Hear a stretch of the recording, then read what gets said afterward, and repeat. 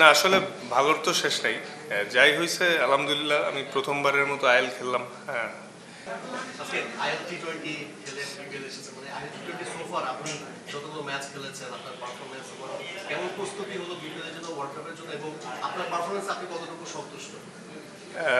না আসলে ভালোর তো শেষ নাই। যাই হয়েছে আলহামদুলিল্লাহ, আমি প্রথমবারের মতো আইএল খেললাম। হ্যাঁ, তো আমরা তিনজন বাংলাদেশি ছিলাম, আবার রিশাদও বিগ ব্যাশ খেলছে, তো এটা আমাদের জন্য একটা ভালো এক্সপিরিয়েন্স হচ্ছে।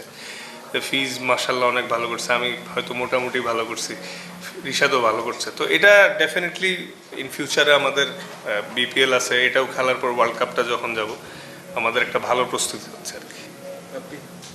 তাসকিন ভাই, আপনি একটু লেটে জয়েন করলেন, এর মাঝখানে একটা ইনসিডেন্ট ঘটে গেছিল যেখানে আপনার নামটা বারবারই আসছিল যে আপনার সঙ্গে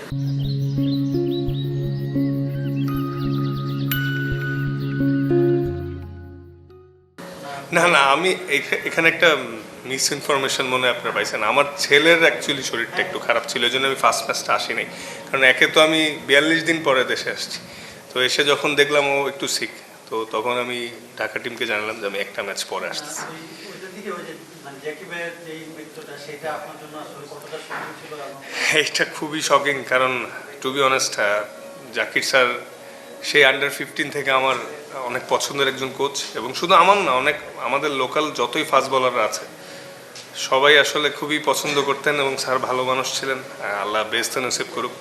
এটা একটা বিগ লস, কিন্তু মানে সবারই একদিন যাইতে হবে। এখন আল্লাহ বেহেশতে নসিব করুক, এই দোয়া করা ছাড়া তো এই মুহূর্তে কিছু করার নেই।